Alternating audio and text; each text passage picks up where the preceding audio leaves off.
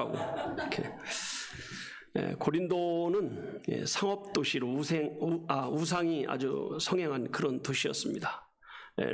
이 교회는 이교도 교회예요.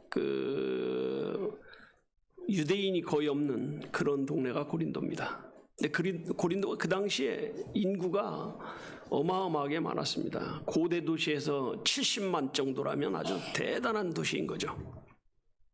그래서 헬라어 라틴어를 사용하는 그런 도시이기도 하고. 근데 안 믿는 사람들을 전도해서 교회를 세우다 보니까 이제 문제가 많이 생기는 거예요. 분파 문제라든가 또 서로 송사하는 문제라든가 부도덕한 그 의식이라든가. 그 당시에는 이제 보통 이제 유교적인 관념이 아니고 우상적인 관념에서 세상을 살다 보니까 근친상간도 있고 이런 일이 벌어지고 이렇게 하는데 교회에서 그걸 다 못하게 하는 거거든요. 또 의식주의로 가는 사람도 있고 또 성찬식을 너무 남용해가지고 문제가 생기고 은사들이 많이 나오니까 또 그 은사를 가지고 또 문제를 일으키고. 그래서 고린도 교회에 편지를 써서 이런 문제는 이렇게 해결해야 한다 하는 문제를 쓴 게 이제 고린도서입니다. 이 기록 장소는 에베소예요. 에베소. 기록 연대를 보면 바울이 잡혀가기 마지막 직전에 에베소에서 기록한 것으로 보여지고 있습니다. 이번 주는 이제 세상 명절인데 명절이 되면 과연 그리스도인은 어떻게 살아야 되냐 고민이 많습니다. 이걸 참여해야 되느냐 안 해야 되느냐 그러나 우리 성도에게는 분명히 자유가 있습니다. 뭐가 있어요? 우린 자유가 있습니다. 자유가 있는데 그 자유에는 한계가 있다는 거죠. 그래서 오늘 본문의 제목이 뭐예요? 자유를 누리는 성도의 한계, 이렇게 말합니다. 근데 9절이 이제 그 본문의 요절인데 9절 한번 볼까요? 9절 띄워주면 봅시다. 시작. 그런즉 너희는 자유함이 약한 자들에게 거치는 것이 되지 않도록. 내가 자유가 있더라도, 내가 할 수 있는, 마음대로 할 수 있는 그런 권리가 있더라도 약한 자들에게 뭐 하는 자? 거치는 자가 되지 않게 조심하라, 이렇게 말합니다. 자유가 있어도 자유를 조심하는 사람이 믿음을 쓰는 사람입니다. 그 자유를 잘못 사용하면 많은 사람이 피해를 보거든요. 그래서 오늘 본문을 통해서 자유에 대해서 살펴보는 겁니다. 여러분이 명절 되면 세상 명절에 우리 그리스도인은 어떻게 해야 될까 고민이 많을 거예요. 그러나 이제 먹는 거는 이제 끝난 거예요. 구약 시대에 먹는 건 다 끝났습니다. 무엇을 먹든지 먹는 것 갖고는 상관이 없는데 우상에 참여하는 것은 금지입니다. 예를 들어 절을 한다거나 성묘를 가는 건 갈 수 있지만 거기다 절을 하는 것은 금지하는 거예요. 이건 우리가 이제 기본적으로 이렇게 해야 됩니다. 이해가 되셨죠? 그래서 이제 오늘 주보를 보면서 말씀을 증거하겠습니다. 첫째, 시작. 성도는 뭐가 있어요? 자유가 있습니다. 자유가 있어요. 첫째, 시작. 우상의 제물을 먹는 문제는 신앙의 제사상에 올라간 걸 먹느냐 안 먹느냐는 그 자유라는 거예요. 두 번째, 시작. 지식이 있으면 구원에 대한 자유를 얻습니다. 지식은 자유를 주는 거거든요. 세 번째, 시작. 성도는 구원받은 사람이다. 그래서 본문에는 우상의 제물을 먹는 자유를 얘기하고 있습니다.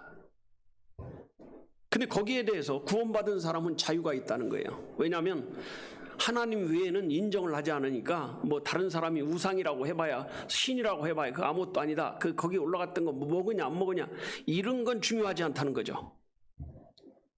근데 그것 때문에 이제 고린도 교회는 문제가 생긴 거예요. 먹는 사람을 보고 안 먹는 사람들이 비웃는 거예요. 아이고 저런 걸 먹냐, 믿음도 없이. 또 먹는 사람들은 야 너는 하나님 섬기는 사람이 왜 이런 거 아무것도 아닌 거 거기다 절 한 번 했다고 그걸 못 먹냐, 이 싸움이 난 거예요. 그래서 문제가 되고 싸움이 나고 토론이 벌어지고 하니까 이제 그때 바울이 거기에 대해서 답변을 한 게 고린도서입니다. 어떤 사람은 먹어도 괜찮은 것 같고 어떤 사람은 먹으면 절대 안 될 것 같고, 근데 8절에 명쾌하게 해석을 해놨습니다. 8절 한번 보겠습니다. 8장 8절입니다. 시작. 식물은 우리를 하나님 앞에 뭐하지 못하나니? 세우지 못하나니. 그 다음에 우리가 먹지 아니하여도 부족함이 없고 먹어도 풍족함이, 먹으나 안 먹으나 상관없는 일이라는 거예요. 그거 갖고 따지지 말라는 거예요. 근데 이거를 현대어 번역으로 한번 보면 좀 더 이해하기 쉽게 번역을 했어요. 현대어 번역으로 한번 보여줘 보세요. 시작. 그러나 하나님께서는 여러분의 그것을 먹든 먹지 않든 뭐 하지 않아요? 하나님은 상관하지 않는다는 거예요.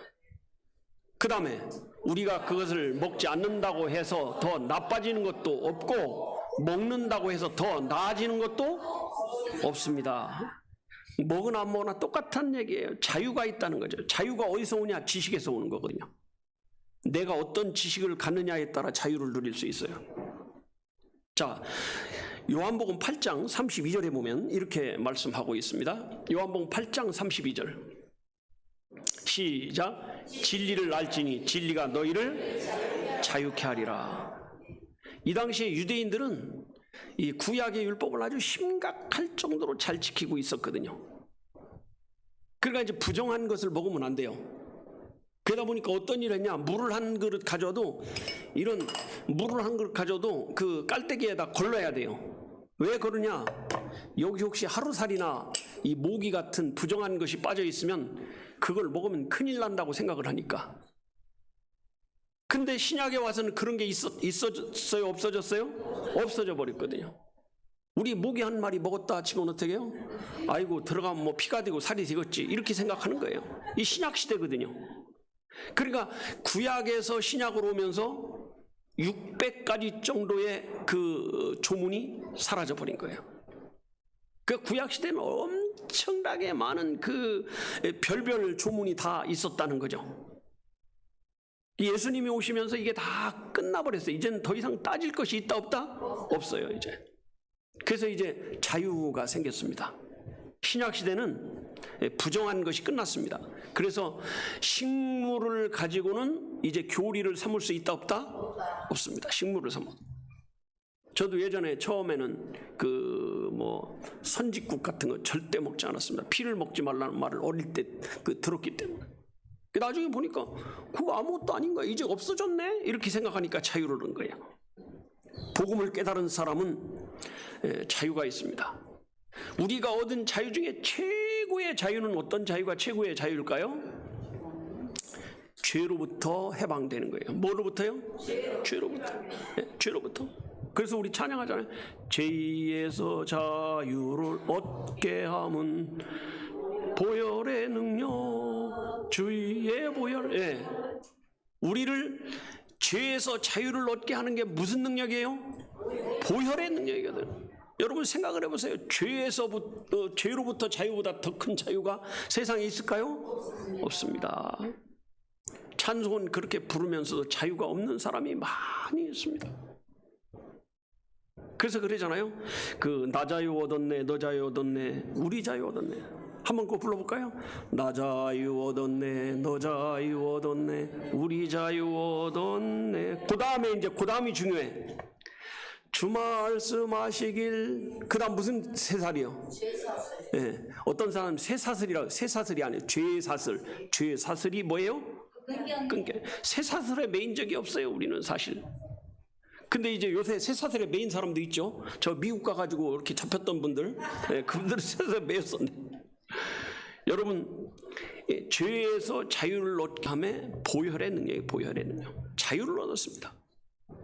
그러니까 이제 죄를 마음대로 져도 된다, 그런 뜻이 아니에요. 죄에서 자유를 얻었다는 건 죄와 상관없이 구원을 받았다, 이런 뜻이지, 죄에서 자유를 얻었다는 게 죄 마음대로 짓고 살아도 된다, 그런 뜻이 아니에요. 그래서 뭐라고 그랬어요 성경에? 사망에서 생명으로 뭐 했느니라? 옮겼느니라. 여러분, 죄에서 사망에서 생명으로 옮긴 자리가 자유예요. 이게 이제 자유가 된 거예요. 요한계시록에 보면 요한계시록 1장 5절에 한번 보겠습니다. 여기 보면 해방이란 말이 나와요. 해방. 요한계시록 1장 5절입니다. 시작. 또 충성된 증인으로 죽은 자들 가운데서 먼저 나시고 땅의 임금들의 머리가 되신 예수 그리스도로 말미암아 은혜와 평강이 너희에게 있기를 원하노라. 우리를 사랑하사 그의 피로 우리 죄에서 우리를 뭐 하시고, 우리가 지은 죄에서 우리를 뭐 하시고 해방하셨다는, 이 말이 어디 나오냐면 로마서 8장 2절에도 똑같은 말이 나와요. 자, 로마서 8장 2절도 한번 보여줘 보세요. 시작. 이는 그리스도 예수 안에 있는 생명의 성령의 법이 죄와 사망의 법에서 너를 해방했습니다. 이걸 원문 그대로 해석하면 예수 안에 있는 생명의 성령의 법은 복음을 말하는 것이고 죄와 사망의 법은 율법을 말하는 거거든요. 근데 이제 이걸 우리식으로 해석하면 생명의 성령의 법은 천당 가는 그 법이에요. 법이 죄와 사망의 법이요 지옥 가는 법에서 너를 뭐 했습니다? 해방했습니다. 해방시켰습니다. 그래서 이제 예수님이 재림을 하게 되면 두 가지를 가지고 오시는 거예요. 하나는 믿지 않는 사람 심판하는 심판권을 가지고 오시는 거고, 또 하나는 뭐냐? 죄가 있든 없든 그거 상관없어요. 예수를 믿는 사람을 데리러 오시는 거거든요. 이 두 가지 때문에 예수님이 오시는 거예요. 이걸 확실히 깨달은 사람은 어떤 사람이냐? 자유를 얻은 사람이에요. 옆에 사람한테 한번 물어보겠습니다. 자유를 얻으셨습니까? 시작. 그러니까 율법주의를 배운 사람들은요, 이 자유라는 말을 이해를 못하는 거예요. 찬송을 부르면서 물어요. 제가 아는 목사님 중에 안식교 출신 목사님이 계십니다. 진용식 목사님도 물론 이제 안식교 출신이지만 그 목사님 말고도 또 다른 분들도 여러 명 있는데, 그분들이 그런 말 하더라고. 거기서 제일 많이 부른 찬송이 뭐예요? 나 자유 얻었네, 너 자유 얻었네. 근데 자유 없이 살았다는 거예요. 그때 그게 자유인 줄 알았는데 나와 보니까 아이고 그게 자유가 아니었네. 나 자유 얻었네, 너 자유 얻었네를 못 부르게 하는 이단도 있어요. 어디일까요? 신천지. 신천지의 설교를 들으니까 그 이만희가 하는 설교가 아니라 이제 강사가 하는 설교라 아무것도 아닌 것 같지만 그 나 자유 얻었네, 너 자유 얻었네 이런 세상 교회들이 어처구니 없는 걸 부른다 이렇게 말하더라고. 어처구니 없는 거래. 왜 그렇습니까? 자유라는 걸 누려보질 못했거든요. 자유가 뭔지를 모르니까 나 자유 얻었네, 너 자유 얻었네, 우리 자유 얻었네가 뭐처럼 들리는 거예요? 어처구니 없는 말처럼 들리는 거예요. 여러분, 자유를 얻었습니까? 네. 확실합니까? 네. 그러면 죄와 사망에서 우리가 노임받은 거예요. 지옥 갈 자리에서 이제는 해방된 거예요. 이제 지옥 갈 일이 없는 거예요. 그래서 로마서 8장 2절이 그 말이에요. 이는 그거 한번 띄워줘 보세요. 이는 그리스도 예수 안에는 생명의 성령이 법이 죄와 사망의 법에서 너를 해방. 여기 너를 나로 바꿔서 한번 해보겠습니다. 천천히. 너를 누구로 바꿔요? 나 아니면 신유라 그냥 넣어요. 신유를 이렇게 하면 돼요. 시작. 이는 그리스도 예수 안에 있는 생명의 성령의 법이 죄와 사망의 법에서 나를, 누구를? 너를 해방한 거야. 이게 아니라 나를 해방한 거야. 자, 나를 해방했다고 하니까 마음이 편안해져요? 불편해요? 요거 나를 할 때 요게 좀 불편하다, 아이고 요거 좀 불편스럽다, 그 사람 구원받지 못한 사람이야. 진짜로. 나라고 할 때 아 이게 딱 맞구나 이렇게 생각이 돼야 구원받은 사람이에요. 믿습니까? 그래서 누가 해방이 됐냐? 누가 해방됐어요? 내가 해방된 걸 믿는 게 믿음입니다. 그래서 구원받은 사람은요 이 그 자유가 있어요. 자유. 자, 고린도전서 2장 7절 한번 보겠습니다. 이 자유를 하나님이 언제 줬는가가 나와요. 날짜가 나와요. 날짜가. 시작. 오직 비밀한 가운데에는 하나님의 지혜를 말하는 것이니 곧 감추었던 것인데 하나님이 우리 영광을 위하여 만세 전에 미리 정하신 것이다. 우리 자유인이 언제 된 거예요? 보니까 만세 전에 된 거예요. 세상이 만들어지기 전에 됐다는 거예요. 이거를 이 에베소 1장 5절에는 뭐라고 하는가 한번 보겠습니다. 에베소 1장 5절 같은 표현인데 조금 말을 달리 표현했습니다. 에베소서 1장 5절 시작. 그 기쁘신 뜻대로 우리를 예정하사 예수 그리스도로 말미암아 자기의 그 기쁘신 뜻대로 우리를 어떻게 해서 예정대로 한 거예요. 예정대로. 그러니까요, 구원받은 사람은 무엇에도 자유가 아니라 죽음에도 자유가 있어요. 죽음에도 자유가 있다는 게 자살하라는 얘기가 절대 아닙니다. 이해가 되세요? 죽음을 두려워할 수 없다는 거죠. 로마에 가면 클로세움 경기장이란 엄청나게 큰 경기장이 있습니다.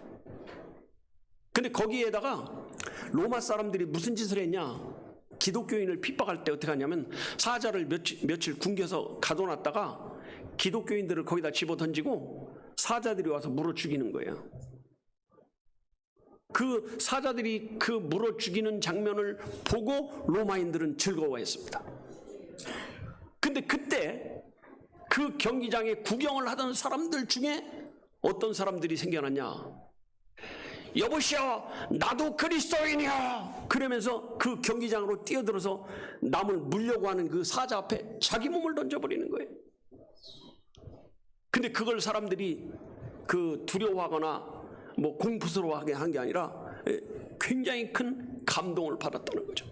야, 저 사람들은 천국이 있다는 걸 확신하니까 저렇게 죽음도 두려워하지 않는구나. 그 사람들은 몸으로 뭘 증거했어요? 천국을 증거했어요. 이게 죽음도 그 죽음에서도 자유하는 그런 모습인 거거든요. 여러분, 사람이 세상을 살아가는 동안에는 두렵고 불안한 일들이 굉장히 많습니다. 근데 우리 그리스도인은 거기에서 뭘 얻은 사람이에요? 자유를 얻은 사람. 죄를 짓고 안 짓고가 문제가 아니에요.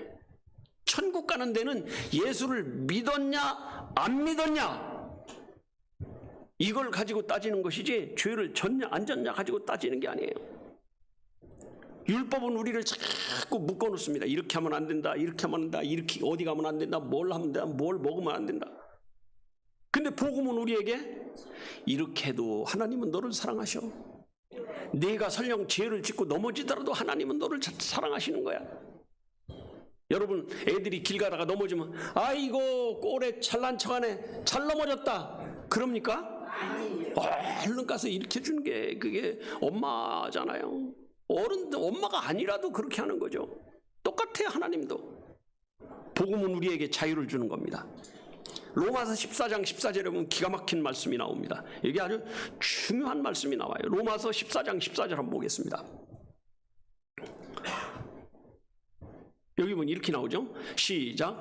내가 주 예수 안에서 알고 확신하는 것이 무엇인지 스스로 속된 것이 뭐하되, 스스로 속된 것이 뭐하되 없으되 다만 속되게 여기는 그 사람에게 속되니라. 이게 뭔 얘기냐면요, 아주 중요한 거예요. 속된 것이 없다는 거예요. 아니, 음식이 나 깨끗한 음식이야, 나 더러운 음식이야 말합니까? 근데 내가 아이고 이거 더럽게 보이네, 그 사람에겐 더러운 음식이요. 아이고 깨끗하게 보이네, 그 사람에겐 깨끗한 거거든. 제가 선교사로 가려고 하다가 칠레의 선교사를 만났는데 깜짝 놀랐어요. 선교사 포기했어요.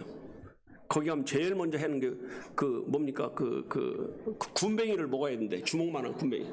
그 말을 듣는 순간 아우 나 선교사 포기. 자, 우리는 군뱅이를 더럽게 생각해요, 깨끗하게 생각해요? 더럽게 생각하거든. 근데 그 사람들은 제일 귀한 그 단백질 보충 그 식량으로 생각을 하는 거거든. 그러니까 그 군뱅이를 키우고 있다가 손님이 올 때만 꺼내서 먹는다는 거예요, 이게. 근데 여러분 같으면 먹겠어요, 안 먹겠어요? 안 먹으면 선교사 못 하는 거예요, 이게. 내가 물어봤어요. 그거 어떻게 먹었어요? 그러니까 눈 찔끔 감고 이 사람을 살리기 위해서 먹어야 된다 하고서 딱 먹어서 씹는데 처음에 물이 착 들어오는데 하나를 먹고 나니까 두 번째부터는 고소하게 되고 더 먹고 싶어진다는 거예요. 첫 번째가 어렵지 두 번째부터는. 근데 또 달라고 하고 싶어도 언제 주냐? 손님이 올 때만 줘. 손님이 올 때.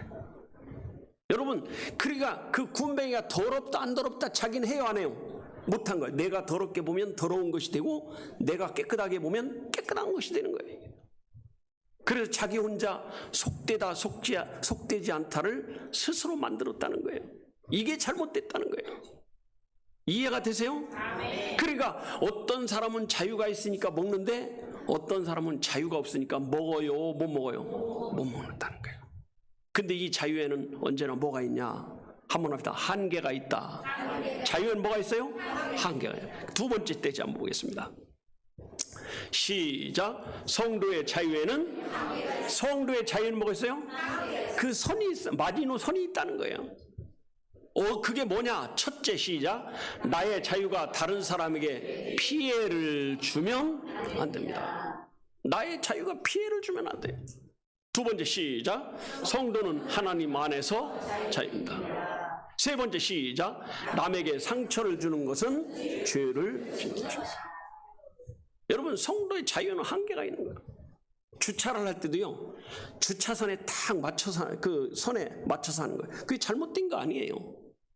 그러나 그렇게 한다 하더라도 옆 사람이 될 때 좀 불편하다 싶으면 주차선에서 최소한도 10cm, 15cm를 떼가지고 양쪽으로 정확하게 가운데 대는 거예요. 기둥 옆에 있는 사람은 기둥에 최소한 바꾸는 거거든. 어떤 분이 차를 대는데 보니까 들어갔다 나왔다 열심히 되는 거예요. 그래서 야, 차를 엄청, 이분은 참 남을 배려한다 싶다 보니까 한정미 권사님 남편이야. 그분은요 정확하게 이 기둥 옆으로 최대한해서 다른 사람이 되기 편하게 해주는 거예요. 이게 배려예요, 배려. 이게. 아멘? 그래, 기분이 좋더라고. 그래서 아저씨 오랜만에 봐요. 그랬더니 오랜만에 봅니다. 그랬더니 우리 한정용 권사님이 그러는 거예요. 남들한테는 친절해요. 그러더라고. 그 권사님한테 나한테는 화를 많이 내요. 그러시더라고. 어쨌든 그분처럼 이렇게 점잖은 분은 없어요, 사실. 예. 근데 사실 이 우리가 자유는 항상 뭐가 있어요? 한계가 있어, 한계가 있어. 8장 9절에 보겠습니다. 9절에. 그 여기가 이제 오늘 요절이라고 그랬죠? 요절이에요. 여기가 이렇게 말하고 있어요. 예. 시작. 그런즉 너희 자유함이 약한 자들에게 거치는 것이 되지 않도록 뭐하라? 조심하라. 여러분, 다른 사람에게 피해가 되지 않게 조심해요. 사실요, 우리가 비행기를 여러분들 타보신 분도 계시고 또 안 타본 분도 계실지, 타보신 분들은 전부 다 생각하는 게 비행기처럼 불편한 게 없어요. 물론 돈 많이 내가지고 비즈니스석 사면 뭐 그러지 않겠지만 그렇게 타긴 쉽지 않거든요. 그래서 어디를 간다 그러면 벌써 길게 탈 거 생각하면 가기 전부터 깝깝한 거 이거. 아이고 요거 어떻게 할까? 그러다가 이제 거기서도 약간 뒤로 제낄 수 있는 그 한 5cm 정도 제낄 수 있는 그런 저기가 있어요. 그렇죠? 공간이. 근데 그것도 이제 밥 먹을 때는 세워야 되는데 어떤 사람은 밥을 먹든 말든 와서 세워달라고 해도 골고 사는 거예요. 근데 우리는 보통 어떻게 해요? 뒤에 사람에게 피해가 될 것 같으면 얼른 세워가지고 어떻게 해요? 그 사람이 편할 수 있도록 해주는 거거든요. 이게 우리가 이 한계, 자유의 한계입니다. 여러분, 자유에는 뭐가 있다? 한계가 있어요. 내가 자유롭게 할 수 있어도 다른 사람에게 피해가 된다면 그걸 피하는 게 자유의 뭐예요? 한계예요. 자, 베드로전서 2장 16절 한번 보겠습니다. 여긴 이렇게 말씀하고 있습니다. 시작. 자유하나 그 자유로 악을 가리운 데 쓰지 말고 오직 하나님의 종과 같이 하라. 여기 두 가지가 나와요. 자유가 나오고 종이 나오는 거예요. 자유의 반대가 뭐예요? 종이에요, 종. 그래서 우리가 죄의 종인데 예수 믿고 구원받아서 자유를 얻어서 우리를 그걸 뭐라 그러냐? 구속받았다, 이런 얘기를 하는 거예요. 죄값을 다 치러주고 값을 다 치르고 내 거 만들었다, 이런 얘기거든요. 자유라는 것은 다른 사람에게 피해를 주면 그건 자유가 아니에요. 자유라고 할 수도 없어요. 절대 믿음의 사람은 그렇게 해서는 된다, 안 된다? 안 된다. 자, 이 고린도서 8장 7절을 현대어 번역으로 한번 보겠습니다. 현대어 번역으로 이렇게 기록하고 있습니다. 이렇게 안 되네? 네, 시작. 다만 여러분은 아무리 그것을 부담 없이 먹을 수 있는 자유가 있다 하더라도 여러분보다 믿음이 약한 형제들에게 죄를 짓게 하는 일은 없도록 조심하라. 조심하라는. 그 현대어 번역으로 11절까지 한번 11절 한번 보여요. 11절, 10절 말고 11절. 시작. 그렇게 되면 여러분의 자유스러운 행위가 믿음 없는 약한 형제에게 상처를 입히는 셈이 되지 않겠습니까? 그리스도께서는 그 형제를 위해서 죽으셨습니다. 여러분 사실요, 다른 사람이 상처를 입겠다 싶으면 자유를 포기하는 게 좋은 거예요. 내가 말하는 자유가 있어요. 입이 있으니까 말하는 자유가 있고 언어를 할 줄 아니까 말하는 자유가 있습니다. 외국 나가면요, 영어를 해야 되는데 갑자기 단어가 떠오르지 않으니까 여기서 말이 한국말처럼 잘 나가요, 안 나가요? 잘 안 나가요. 한 템포 늦게 되거나 생각해보거나. 그 사람이 이상하게 생각하는 거죠. 근데 말을 자유롭게 할 수 있을 때 내가 그 말을 절제하는 게 이게 자유를 포기하는 거거든요. 여러분, 우상의 재물을 먹는 사람도 안 먹는 사람도 서로 그거 가지고 다투라, 다투지 말아라? 다투지 말는 거예요. 받아 먹어도 그게 별거 없고 안 먹어도 별거 없다. 중요한 건 그거라는 거예요. 근데 문제는 뭐냐? 거기 절하고 참여하고 그러면 믿음이 약한 사람이 볼 때 해도 괜찮은가 보다. 그러다가 이제 그 사람이 깨닫고 나면 괴로워한다는 거죠. 그 괴로움 때문에 신앙에 시험이 들게 하는 거, 이게 상처거든요. 요렇게 해서는 된다, 안 된다? 안 된다는 거죠. 자, 고린도서 8장 10절을 우리 성경으로 한번 먼저 보겠습니다. 우리 성경으로 먼저 보겠습니다. 이렇게 되어 있습니다. 시작. 지식이 있는 네가 우상의 집에 앉아 먹는 것을 누구든지 보면 그 약한 자들의 양심이 뭘 얻어? 담력, 힘을 얻어서 어찌 우상의 재물을 먹지 않게? 여기서요, 지식이 있는 너라고 한 걸 보면 이거는 이제 교회 직분자예요. 목사, 장로, 집사, 권사 이런 정도의 사람이에요. 근데 새신자가 보니까 이 사람이 안 믿는 사람하고 똑같이 우상 숭배하는 일을 참여하고 있으면 깜짝 놀란다는 거죠. 아이고, 집사님도 저러네. 장로님도 저러네. 아이고, 이런 거 먹어도 괜찮으네. 이렇게 생각을 해가지고 자기가 먹습니다. 근데 그 먹은 다음에는 잘못된 걸 깨달을 때는 이 사람은 크게 상처를 받는 거죠. 그리고 어떻게 보면 신앙을 포기할 수도 있습니다. 그게 죄라는 거예요, 그게. 그래서 내 자유가 다른 사람에게 상처를 주면 된다, 안 된다? 안 되는 거예요. 여러분, 그게 중요한 거예요. 우리가 지옥 갈 사람을 천국으로 가게 해야 돼요? 천국 갈 사람을 지옥으로 보내버려야 돼요? 이게 말이 안 되는 소리지. 지옥 갈 사람을 천국으로 보내야 되는데 오히려 천국 갈 사람을 끌어내려가지고 어떻게 해요? 지옥으로 가게 만들어버리는 결과를 가져온다는 거죠. 뭐가? 내 자유가 그렇게 할 수 있다는 거예요. 그래서 자유를 포기하라는 게 뭐냐면, 그럴 때 그 사람이 상처받을 것 같으면 자유를 포기하고라도 천국으로 인도하는 길을 가라는 거죠. 근데 내가 그 사람에게 상처를 주는 것은 그냥 사람에게 상처 주는 게 아니에요. 하나님 앞에 죄를 짓고 하나님께 상처를 주는 겁니다. 오늘 본문에 나와 있는데 12절입니다. 오늘 본문의 12절. 여러분이 읽을 때는 그런 생각 없이 읽었겠지만 한번 보겠습니다. 자, 고린도서 8장 12절입니다. 이렇게 말씀하죠. 시작. 이와 같이 너희가 형제에게 죄를 지어 그 약한 양심을 상하게 하는 것이 곧 그리스도에게 죄를 짓는 것이다. 그냥 남편한테 욕 한 번 했어. 남편이 상처를 받았어. 그 남편이 상처받은 게 문제가 아니라 그게 하나님 앞에 죄 짓는 거라는 거예요. 하나님이 상처받은 거예요. 교인끼리도 마찬가지예요. 요거를 현대어 번역으로 한번 보겠습니다. 현대어 번역으로 보면 조금 더 이해하기 쉽게 해놨어요. 시작. 그러므로 어떤 행위를 나쁘다고 생각하고 있는 형제가 여러분의 행동에 자극을 받아 그런 행동을 한다면 여러분은 그 형제에게 뿐만 아니라 그리스도께도 죄를 짓는 셈입니다. 아주 중요한 거예요. 요게 오늘 우리가 생각해야 될, 오늘 이 시간에 생각해야 될 아주 중요한 원리예요. 내가 누구를 상처 주면 그냥 그 사람에게 상처 하나 준 게 아니라 하나님께 상처를 주는 거구나. 이게 얼마나 중요한지 몰라요. 그러니까 최소한도 누구한테는 상처를 안 줘야 하냐? 교인끼리는 상처를 주지 말아야 돼요. 누구한테요? 교인끼리.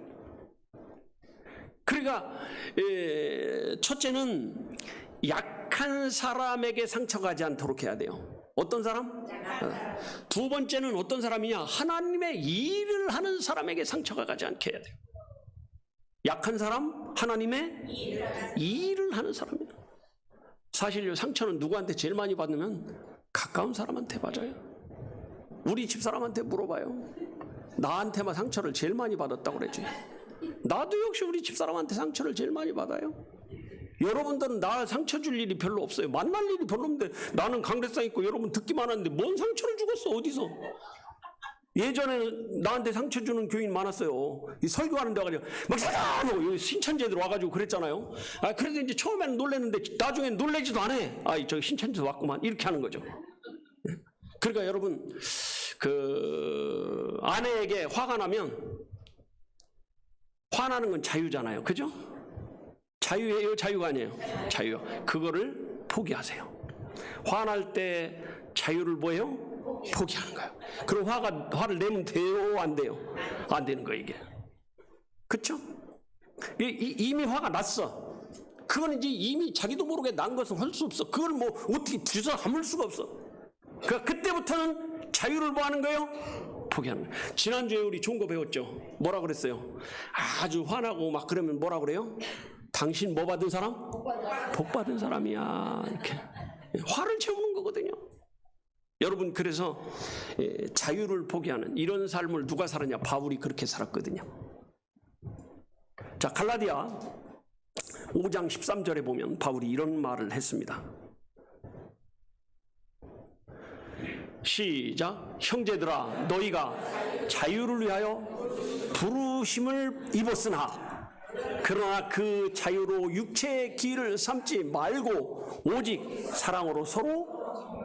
육체의 기가 뭐요? 내 화 나는 대로 그냥 탁 나와가지고 눌러버리고 이런 기회 삼지 말고 오직 사랑으로 서로 뭐하라? 서로.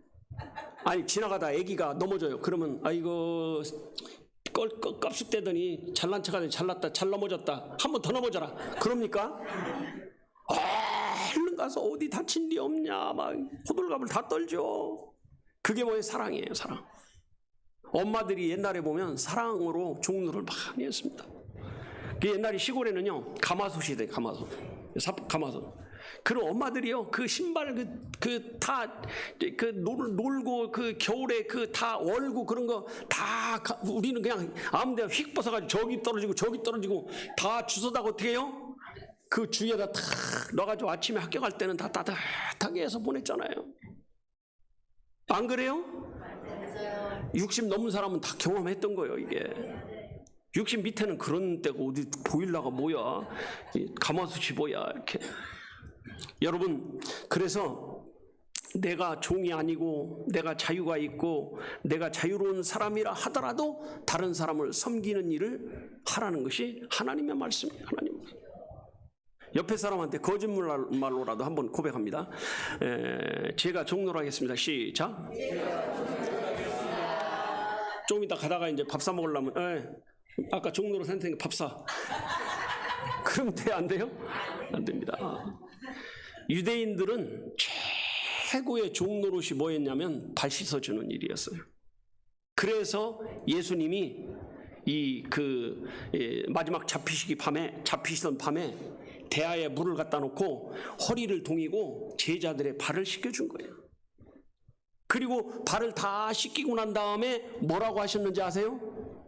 내가 너희 발을 씻겼으니 너희도 서로 발을 뭐하라? 씻겨라. 이렇게 말합니다.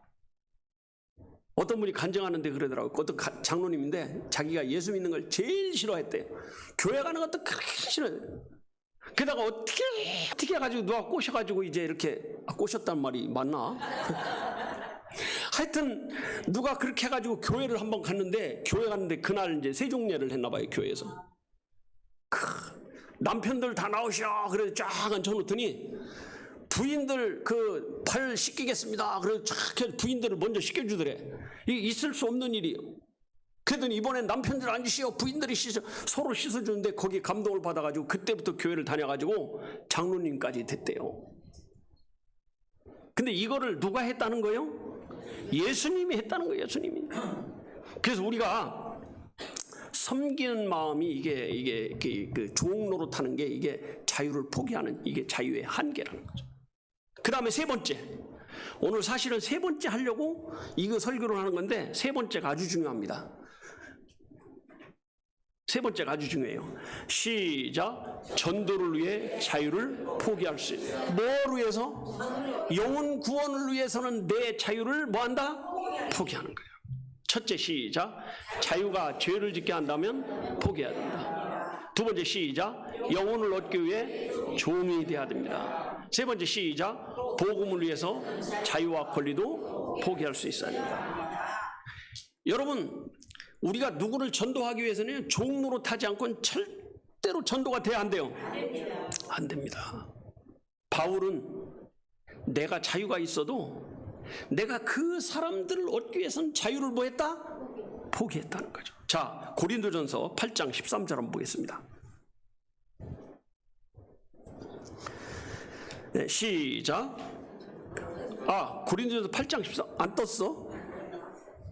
네, 시작. 그러므로 만일 식물이 내 형제로 실족해 하면 나는 영원히 고기를 먹지 아니하여 내 형제를 실족지 않게 하리라. 이게 바울의 정신이에요. 내 한 행동 때문에 다른 사람이 실족하게 한다면 나 그 영원히 안 먹을 거야. 근데 더 기가 막힌 말을 9장 19절에 하고 있습니다. 9장 19절 한번 보세요. 9장 19절에 이렇게 말합니다. 19절 아닌 것 같은데? 긴데? 시작.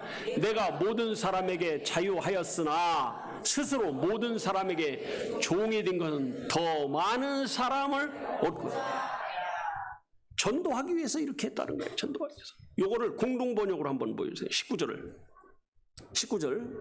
시작. 나는 어느 누구에게 매여 있지 않는 자유인이지만 되도록 많은 사람을 얻으려고 스스로 모든 사람의 종이. 이 사람이 종으로 어떻게 종이 됐냐? 그 종된 이유가 20절에 나옵니다. 그 20절 공동번역으로 한번 보여주세요.